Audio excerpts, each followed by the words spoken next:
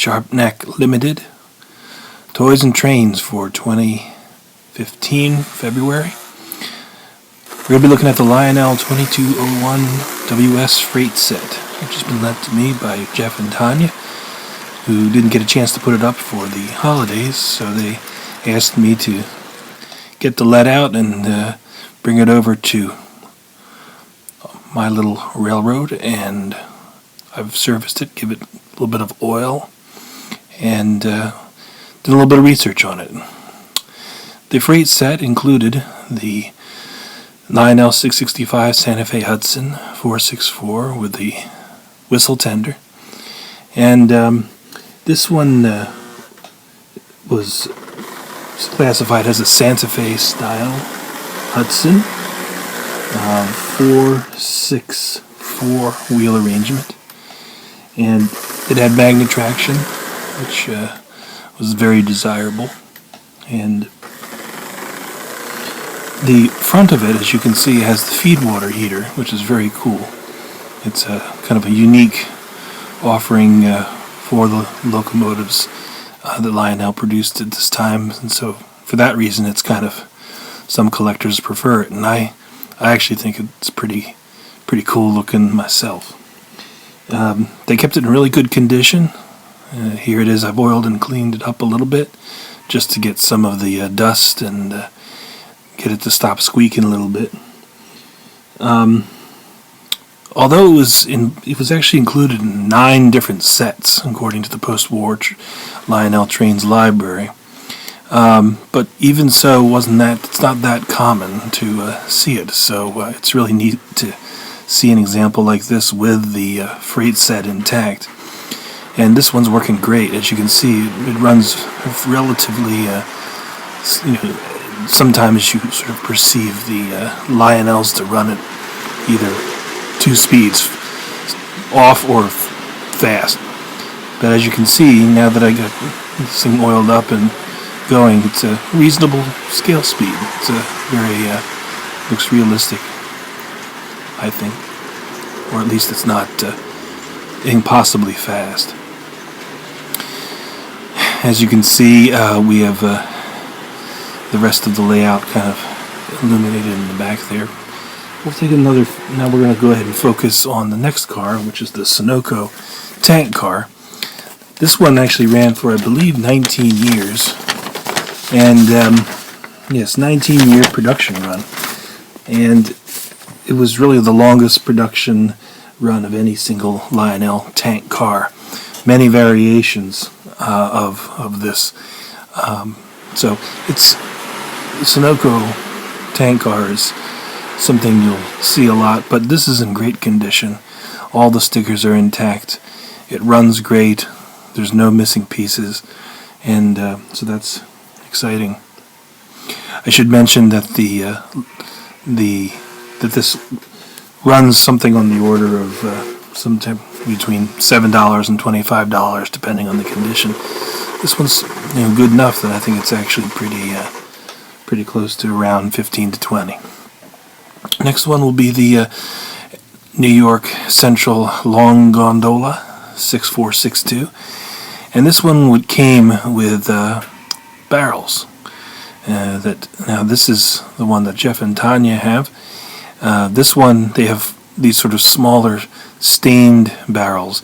Sometime in 1954, those are the later barrels. The originally, at the beginning of 1954, they had these larger unstained barrels. These are the ones that I purchased on my own car. Jeff and Tanya need to buy 2 of those to complete the set, and they're available at any vintage Lionel store for about $1 each. Should also mention that this the 665 runs for about $150 if you, depending on the condition, maybe more, maybe less, but something around that. Minneapolis and St. Louis 6464 boxcar in 1954. Now the 6464 is obviously, many of you may already know, one of the most ubiquitous and varied types of boxcar. Very popular when it came out, and this 1954 was the introductory year for this type of car, and this was one of the 4 introductory boxcars. So that was a nice to see this one in such good condition. Now, this was not part of the freight set. This is just one that I've bought recently at Nicholas Smith. This is a horse car, and I'm taking a moment to do a little tangent and just show you this 64-73 horse car. This is one of the ones that my dad had, and I've found that I'm actually starting to accidentally collect on my own the freight set that my dad had. Anyway, going back to the this freight set, the 2201, we have the Caboose, which is one of the longest running, or the longest running Caboose line, the SP type Caboose. SP standing for Southern Pacific. Presumably the Southern Pacific was the prototype for this Lionel Caboose. Now, the boxes are all intact, as is the paperwork, which is also a treat to have a full set with all the boxes intact. And here's a quick view of the old 1954 instructions, which are also in good condition, or a little bit folded, but they have all the information. It strikes me when looking through these things that instructions for these things, they require a little bit more electrical knowledge than I think people are granted for nowadays, and they sort of expected more out of the toy buying public.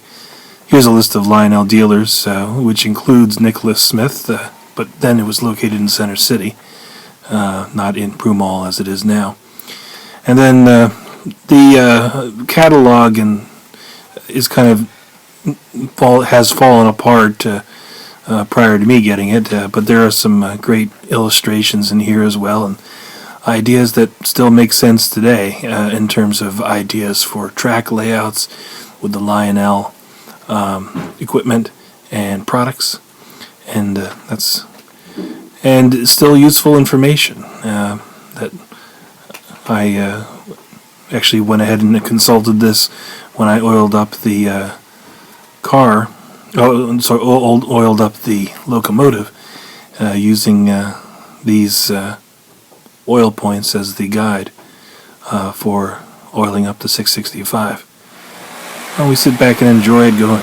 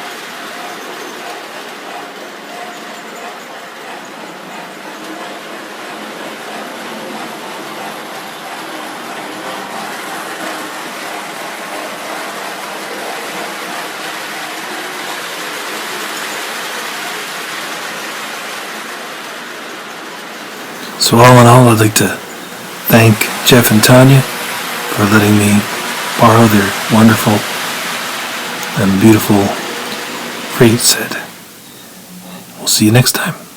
Sharpnack Limited.